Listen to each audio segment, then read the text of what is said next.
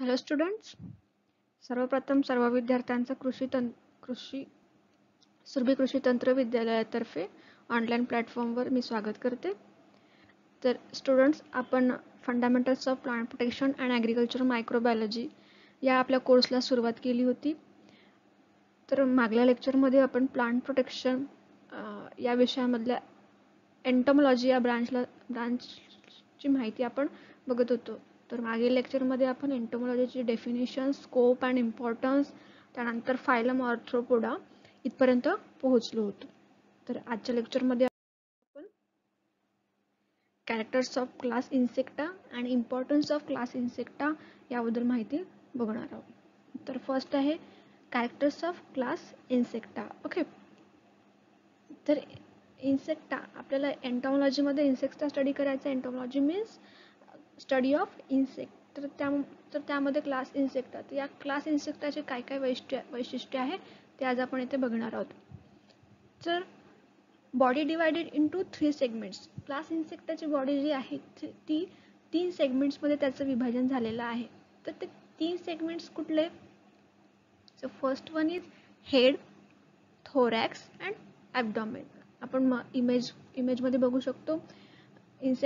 इन्सेक्टची image दिसत आहे आपल्याला. त्यामध्ये समोरचा पहिला भाग म्हणजे हेड, त्यानंतर थोरॅक्स आणि त्यानंतर ॲब्डॉमेन, अशा 3 भागामध्ये आपण याचं विभाजन केलेलं आहे. तर head, single pair of antenna. हेडच्या भागामध्ये काय येतं? Single pair of antenna. Antenna म्हणजे इन्सेक्टच्या डोक्यावर ज्या मिशा असतात ना, आपण जिथे इथे बघू शकतो अँटिना, तर त्याची एक जोडी इन्सेक्टच्या डोक्यावर असते. Single pair of antenna is present. Okay, एक जोडी म्हणजे किती अँटिना झाले? 2 अँटिना म्हणजे त्याची एक जोडी. त्यानंतर थोरॅक्समध्ये काय? थोरॅक्स या भागामध्ये काय काय असतं? 3 pairs of legs and 2 pairs of wings in adult. 3 pairs of legs. Okay, या थोरॅक्समध्ये 3 पेअर्स ऑफ लेग्स आहे. ओके, तर 3 पेअर्स ऑफ लेग्स म्हणजे किती लेग्स झाले टोटल? 3 × 2 6 लेग्स. ओके, 3 पेअर्स, एका जोडीमध्ये 2 लेग्स, तसे 3 पेअर्स आहे म्हणजे 6 लेग्स. ओके, तर या थोरॅक्समध्ये 3 पेअर्स ऑफ लेग्स आहेत. त्यानंतर 2 पेअर्स ऑफ विंग्स, आपण इमेजमध्ये बघत आहोत 2 pairs of wings. Okay, 2 pair ह्या विंग्सच्या जोड्या आहे. कुठल्या भागामध्ये? थोरॅक्सच्या भागामध्ये. त्यानंतर ॲब्डॉमेन, तिसरा भाग कुठला आहे इन्सेक्ट बॉडीमध्ये? इन्सेक्ट बॉडीच्या सेगमेंट्स आपण 3 याच्यामध्ये बघितलं. तर तिसरा भाग कुठला आहे? ॲब्डॉमेन. तर ॲब्डॉमेनमध्ये काय काय आहे? Genital openings at 8 and 9th abdominal segment. Okay, तर या ॲब्डॉमेन भागामध्ये जेनेटल ओपनिंग्स आहे 8 आणि 9 सेगमेंटमध्ये. त्या ज्या ॲब्डॉमेनमध्ये काही सेगमेंट्स आहेत, त्यातला 8 आणि टोटल 11 सेगमेंट्स असतात इन्सेक्टमध्ये. ओके, हे लक्षात ठेवा. त्यामध्ये 8 आणि 9 सेगमेंट जो आहे त्यामध्ये जेनेटल ओपनिंग्स आहे. Genital openings means that openings which takes part in reproduction process. Okay, जे प्रजननची जी प्रक्रिया आहे त्यामध्ये जे ओपनिंग्स असतात त्या 8 and 9 ॲब्डॉमिनल सेगमेंटमध्ये आहे. ओके, त्यानंतर रेस्पिरेशन बाय मीन्स ऑफ ट्रॅचिया. जे इन्सेक्टमध्ये रेस्पिरेशन होते, श्वसन प्रक्रिया जी होती ती ट्रॅचिया यामार्फत होती. म्हणजे ट्रॅचिया म्हणजे श्वसन नलिका. ओके, जे रेस्पिरेशन प्रोसेस होती या ट्रॅचिया मार्फत होते. म्हणजे श्वसन प्रक्रिया जी आहे ती या श्वसन नलिके थ्रू होत असते इन्सेक्टमध्ये. Then insect undergo metamorphosis. तर मेटामॉर्फोसिस म्हणजे रूपांतर होणे. तर इन्सेक्टचं रूपांतर वेगवेगळ्या स्टेजेसमध्ये होत असतात. तर जसं त्याचे पण काही प्रकार असतात, जसं इनकम्प्लीट मेटामॉर्फोसिस, कंप्लीट मेटामॉर्फोसिस, ज्याची स्टडी आपण समोरच्या लेक्चरमध्ये करणारच आहोत. तर रूपांतर होत जाते इन्सेक्ट बॉडीचं. जसं एग असतं, एगचं निंप होतं, निंपचं अडल्ट होतं, म्हणजे अंडीमधून मग अळीमधून मग त्याची प्रौढावस्थेमध्ये तो जातो. तर ह्या सर्व स्टेजेस असतात, म्हणजे इन्सेक्ट बॉडीचं जे रूपांतर होत जातं त्याला आपण म्हणायचं Metamorphosis. So insect undergo Metamorphosis. Okay, तर आपण कॅरेक्टर्स ऑफ इन्सेक्टमध्ये काय बघितलं, इन्सेक्टची बॉडी ही 3 सेगमेंट्समध्ये डिवाइड केलेली असते. आपण इमेजमध्ये बघत चला म्हणजे इझी जाईल तुम्हाला समजायला. ओके, हेड, थोरॅक्स अँड ॲब्डोमेन या 3 भागामध्ये आपण इन्सेक्ट बॉडीचं डिवाइड केलं होतं. तर हेडमध्ये काय असतं, सिंगल पेअर ऑफ अँटिना, अँटिनाची एक पेअर असते. अँटिना म्हणजे जे डोक्यावर ज्या मिशा असतात इन्सेक्टला, त्याची एक पेअर असते कशावर, हेड या सेगमेंटवर. ओके, देन थोरॅक्स, तर थोरॅक्सवर 3 पेअर्स ऑफ लेग्स, 3 पेअर्स म्हणजे 6 लेग्स असतात. 6 लेग्स म्हणजे 3 पेअर्स ऑफ लेग्स आहे कुठल्या, थोरॅक्स या भागावर. देन 2 पेअर्स ऑफ विंग्स, दोन विंग्सचे हे आहेत, पेअर्स आहेत. Okay, then abdomen, genital openings at 8 and 9th abdominal segment, जे ॲब्डोमेन जो सेगमेंट आहे, ॲब्डोमेन जो भाग आहे त्याच्यामध्ये 8 आणि 9 सेगमेंटमध्ये जेनायटल ओपनिंग्स असतात. ओके, त्याच्यानंतर रेस्पिरेशन श्वसन प्रक्रिया जे श्वसन नलिकेमार्फत होत असते, ट्रॅचियामधून होत असते. देन इन्सेक्टमध्ये रूपांतर होत असते म्हणजे मेटामॉर्फोसिस प्रोसेस होत असते.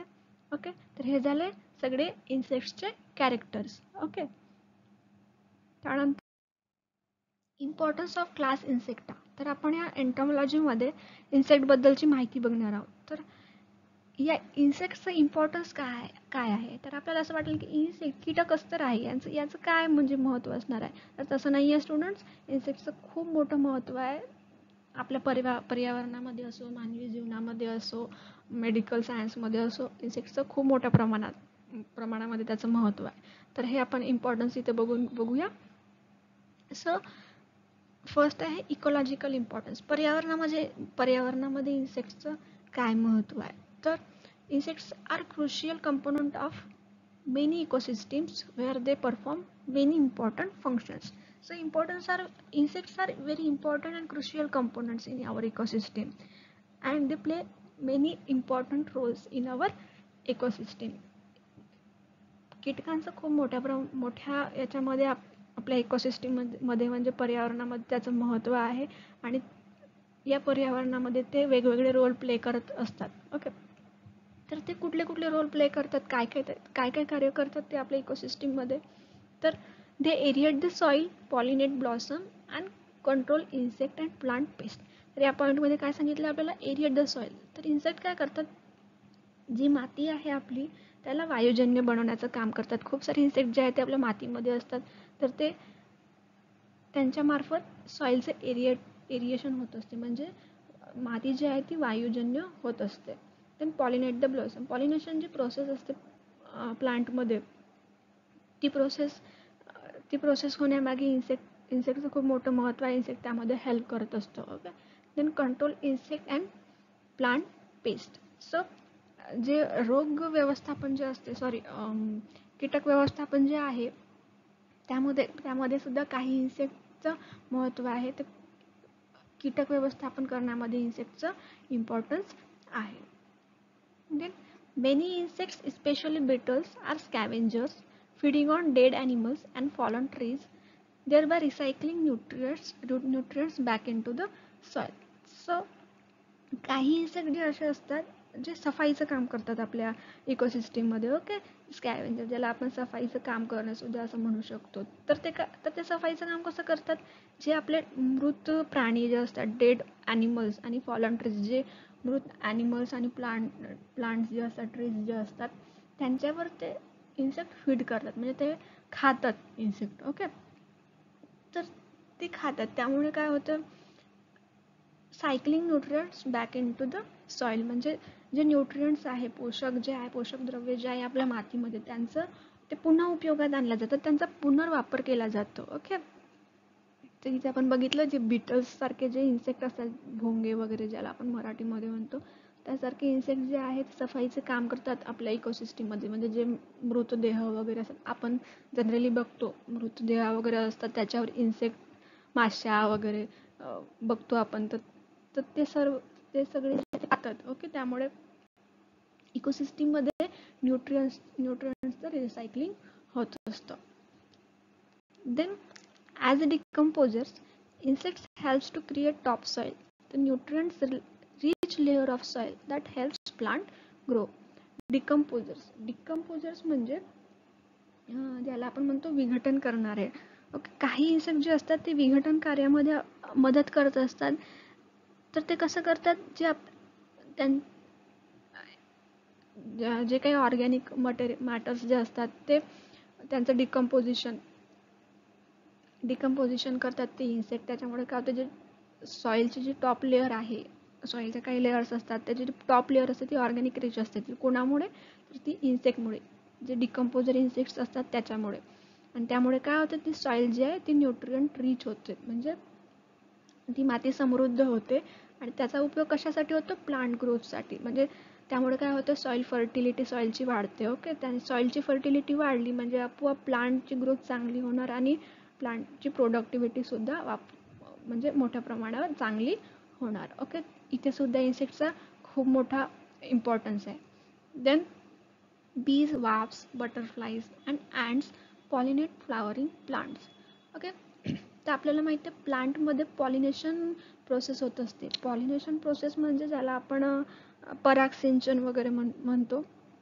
म्हणजे आपण बघत असतो ना, फुलांवर इन्सेक्ट्स बसतात. ओके, कीटक फुलांवर बसतात. तर ते त्या फुलांमधले जे परागकण असतात ते एका फुलावरून दुसऱ्या फुलावर नेण्याचं जे काम असते, ज्यामुळे जी प्रोसेस प्लांटमध्ये होत असते त्या पॉलिनेशन, तर त्यामध्ये हे इन्सेक्टचा खूप मोठा रोल आहे. तर ते पोलन ग्रेन जे आता ट्रान्सफर करण्याचं काम हे इन्सेक्ट करत असतात. त्यामुळे प्लांट्समध्ये हे पॉलिनेशन प्रोसेस घडत असते. ओके, तर आपण इथे फर्स्टमध्ये बघितलं इकोलॉजिकल इम्पॉर्टन्स, इन्सेक्ट्सचं पर्यावरणामध्ये काय महत्त्व आहे. तुम्हाला कळालं असेल इन्सेक्टचं काय मोठं महत्त्व आहे. ते इन्सेक्ट पॉलिनेशनमध्ये हेल्प करतात, मातीला वायुजन्य बनवण्याचं काम करतात, जे मृतदेह वगैरे असतात आपल्या इकोसिस्टीममध्ये त्यांना खातात आणि त्यामुळे सॉइलमध्ये जे आहे ते जे काही पोषक द्रव्य पदार्थ जे असतात त्याचं रिसायकलिंग होण्यामध्ये, म्हणजे पुन्हा उपयोगात आणण्यामध्ये, पुनर्वापर करण्यामध्ये इन्सेक्ट आपल्याला मदत करतात. त्यानंतर विघटनाच्या कार्यामध्ये सुद्धा इन्सेक्ट काम करतात. त्यामुळे प्लांटची ग्रोथ चांगली होते आणि प्रोडक्टिव्हिटी सुद्धा प्लांटची आपोआप वाढल्या जाते. त्यानंतर प्लांटमध्ये पॉलिनेशन जे असतात, पोलन ग्रेनचं ट्रान्सफॉर्मेशन जे असतं ते ह्या इन्सेक्टमुळे होत असते. तर असं हे इन्सेक्टचं इकोसिस्टीममध्ये आपल्या इम्पॉर्टन्स आहे. Okay, next economic importance. तर इन्सेक्टचं इकॉनॉमिक काय इम्पॉर्टन्स आहे, म्हणजे आर्थिकली त्याचं काय, आर्थिक याच्यामध्ये त्याचं काय महत्त्व आहे हे आपण इथे बघणार आहोत. So insects have tremendous economic importance. Some insects products useful substances such as honey, wax and silk. Okay, so insects प्रचंड मोठ्या प्रमाणामध्ये इकॉनॉमिक इम्पॉर्टन्स आहे. तर कसं आहे ते, तर काही इन्सेक्टचा उपयोग आपल्याला हनी, वॅक्स, सिल्क एक्सेट्रा यासारखे पदार्थ म्हणजे यासारख्या ज्या गोष्टी आहे त्या प्रोड्यूस करण्यामध्ये त्याचा उपयोग होतो. हनी आपण इमेजमध्ये बघू शकतो. हनी बी जी आहे ती म्हणजे बी ती हनी प्रोड्यूस करते. ओके, त्यामुळे या हनी बीचा आपल्याला युजफुल इन्सेक्ट म्हणून आपण वापर करू शकतो, ज्यामुळे आपल्याला हनी प्रोडक्शन होऊ शकते. त्यानंतर वॅक्स प्रोडक्शन सुद्धा इन्सेक्ट मार्फत केल्या जाते. सिल्क, नेक्स्ट इमेजमध्ये आपण बघता सिल्क, जी सिल्कवर्म आहे, जी अळी आहे ती सिल्क प्रोडक्शन करतात. ती जी लाड आहे त्यामुळे ते सिल्क प्रोडक्शन केल्या जाते. त्यामुळे इथे सुद्धा इकॉनॉमिक इम्पॉर्टन्स आहे इन्सेक्टचं. Okay, then honeybees have raised by human for thousands of year for honey. Okay, तर मानव हा खूप हजारो वर्ष अगोदरपासून हनीबीचं म्हणजे मधुमक्षिका पालन करत आहे. कशासाठी, तर ज्यामधून मध जे मिळते त्याच्या प्रोडक्शनसाठी, म्हणजे ते मिळवण्यासाठी हनीबीजचं मधुमक्षिका पालन करत आहे. त्यानंतर सिल्कवर्मचं जे आहे ते आपल्या मानवाच्या इतिहासामध्ये खूप मोठं महत्त्व आहे. जे आपलं सिल्क प्रोड्यूस करतो आज आपण, तिथे सुद्धा इन्सेक्टचं खूप मोठं महत्त्व आहे. ओके, तर सिल्क प्रोड्यूस करणारी पहिली कंट्री म्हणजे चायना. ओके, तर चायनाने सगळ्यात पहिले सिल्क प्रोडक्शन केलं होतं आणि त्या सिल्क प्रोडक्शन, त्या रेशीम उद्योगामार्फत चायना जगातल्या बाकीच्या देशांना जोडला गेला. ओके, आणि आता जगभरात भरपूर कंट्रीजमध्ये सेल्फ प्रोडक्शन घेतलं जातं. तर याच्या मार्फत आपण समजू शकतो इन्सेक्टचं इकॉनॉमिक इम्पॉर्टन्स काय आहे. Then adult insects such as cricket as well as insect larvae are also commonly used as fishing bat. Okay, crickets म्हणजे रातकिडे वगैरे जे आहे काही इन्सेक्ट, ओके, रातकिडे आणि बाकीचे जे इन्सेक्ट आहेत त्यांचा उपयोग आपण फिशिंग बॅट म्हणून करू शकतो. तर इथे कसं जी फिशिंग केलं जातं, मासेमारी जी केल्या जाते, तर आपल्याला माहिती आहे ना ते रॉड असतो त्यांचा फिशिंगचा, त्याच्यामध्ये एंडिंगला हुक असते. ओके, त्या हुकला हे इन्सेक्ट असे अटकवले जातात. ती इन शॉर्ट आपण त्याला म्हणू शकतो की म्हणजे जे आपल्याला मासे पकडायचे आहे तर त्यांना आमिष दाखवायसाठी सुद्धा या इन्सेक्टचा वापर केला जातो. ओके, इन्सेक्ट आमिष म्हणून त्याचा वापर केला जातो. तर त्या हुकला इन्सेक्ट लावतात आणि त्यानंतर ते मासेमारी करणारे जे लोक असतात ते ती जे त्यांचा रॉड असतो ना तो पाण्यामध्ये टाकतात आणि मग जे मासे असतात ते त्या किड्यांना बघून अट्रॅक्ट होतात, म्हणजे त्यांना आमिष दाखवलं जातं, अट्रॅक्ट होतात. अशा प्रकारे मग ते फिशरमॅन जे असतात ते फिशिंग करतात. ओके, तर येथे सुद्धा फिशिंग बॅट म्हणून या क्रिकेटचा रातकिड्यांचा वापर केला जातो. ओके, अशा प्रकारे इथे इकॉनॉमिक्स इम्पॉर्टन्स आहे. इकॉनॉमिक इम्पॉर्टन्समध्ये हनी प्रोडक्शन केलं जातं, सेल्फ प्रोडक्शन केलं जातं. ओके, जे मधुमक्षिका पालन आणि रेशीम उद्योग या सर्व याच्यामुळे आपल्या कंट्रीला मोठ्या प्रमाणावर इकॉनॉमिक त्याचा फायदा होतो. ओके, तर असं इन्सेक्टचं इकॉनॉमिक्स इम्पॉर्टन्स आहे. त्यानंतर थर्ड वन आपण बघणार आहोत इन्सेक्ट्स ॲज फूड. इन्सेक्टचं अन्न म्हणून कशा प्रकारे आपण वापर करू शकतो. तर insect of course are not just eaten by people. Insects are the sole food source for many amphibians, reptiles, birds and mammals, making their role in food chain and food webs extremely important. Okay, it is possible that food webs could collapse if insect population decline.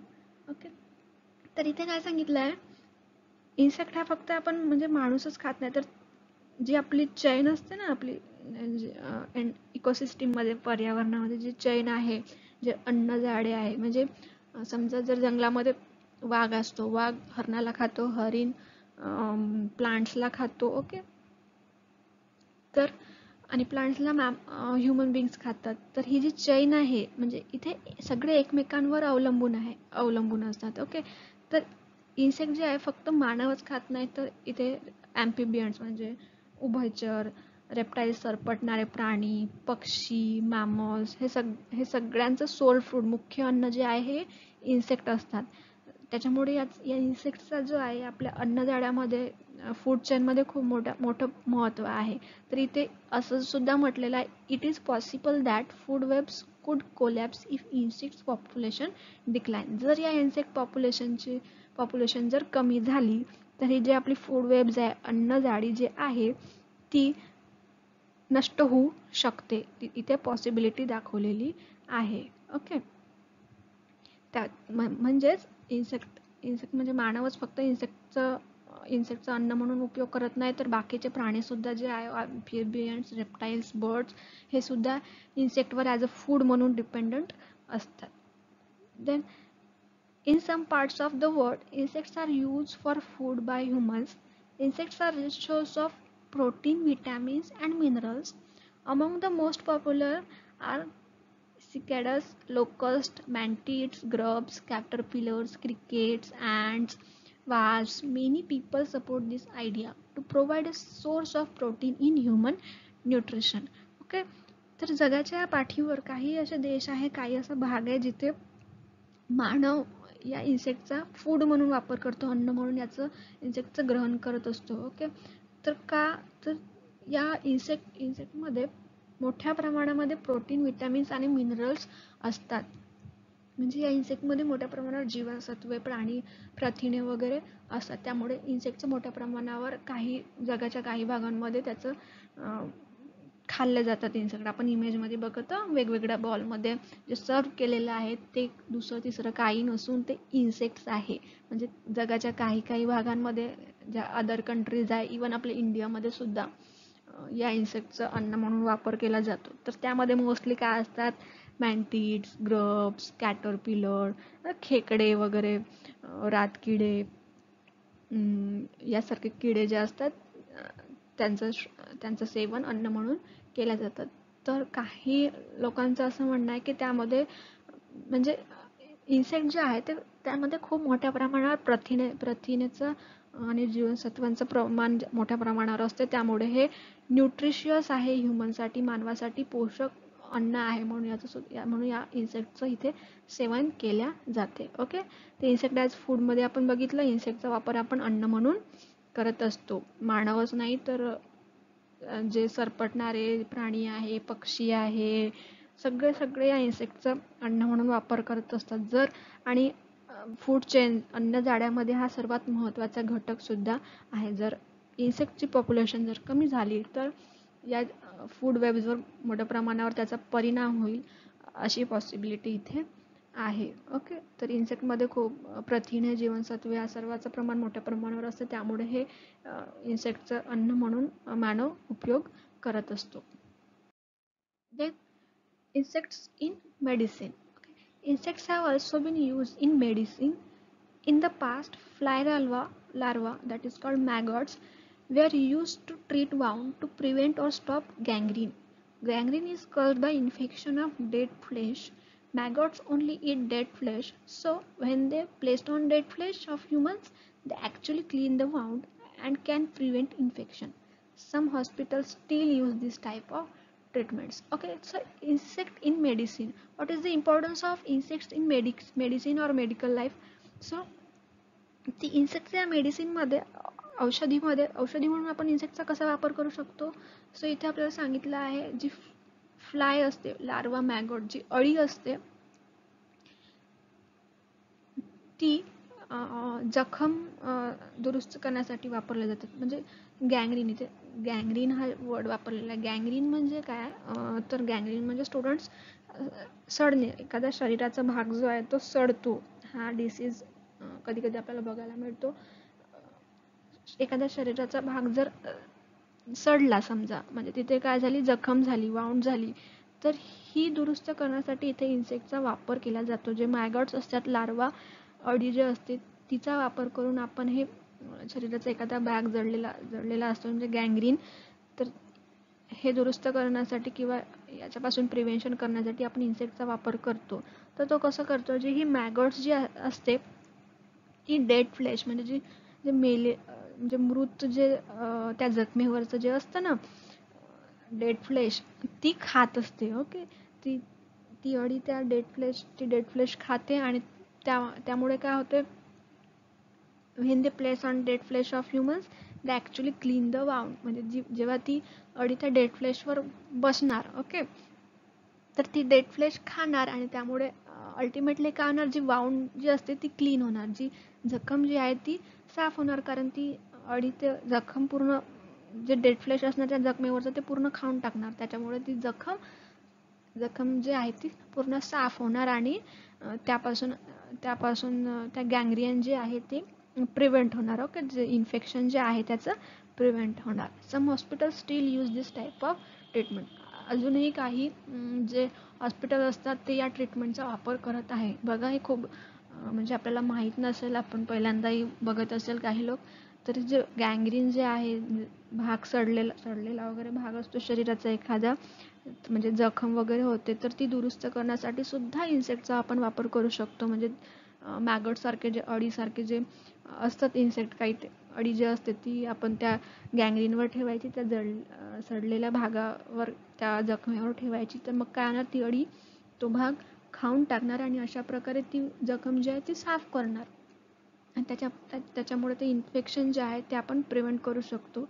आणि काही हॉस्पिटलमध्ये सुद्धा ही treatment जी आहे ती follow केली जाते. Okay, so student, आजच्या लेक्चरमध्ये आपण कॅरेक्टर्स ऑफ इन्सेक्ट बघितले. इन्सेक्टचे कॅरेक्टर्स कसे आहेत, त्या कॅरेक्टर्स कसे आहे, थोरॅक्स, ॲब्डॉमेन कशा प्रकारे असतो, त्यामध्ये कुठले कुठले पार्ट्स असतात ते बघितलं. त्यानंतर आपण इन्सेक्टचं इम्पॉर्टन्स बघितलं. इन्सेक्टचं इम्पॉर्टन्स आपल्या पर्यावरणामध्ये कसं आहे, इन्सेक्टचा आपण अन्न म्हणून कसा वापर करतो, इकॉनॉमिक त्याचं इम्पॉर्टन्स काय आहे, त्याच्यानंतर इन्सेक्टचा आपण मेडिसिन म्हणून कसा वापर करू शकतो, या सर्वबद्दलची आपण माहिती इथे बघितली. इन्सेक्टचं इम्पॉर्टन्स डिटेलमध्ये बघितलं. ओके, आय होप तुम्हाला समजलंच असेल. तर आजचं लेक्चर इथेच थांबवूया आपण. तर नेक्स्ट लेक्चरमध्ये आपण हार्मफुल इन्सेक्ट्स आणि बेनिफिशियल इन्सेक्ट्स याबद्दल माहिती घेणार आहोत. तर कुठले इन्सेक्ट्स हे हार्मफुल असतात, कुठले इन्सेक्ट्स हे बेनिफिशियल असतात आपल्या ॲग्रिकल्चरमध्ये. ओके, त्याबद्दलची माहिती आपण नेक्स्ट लेक्चरमध्ये बघणार आहोत. तर आज इथेच थांबूया. तोपर्यंत stay safe, stay healthy and thank you so much.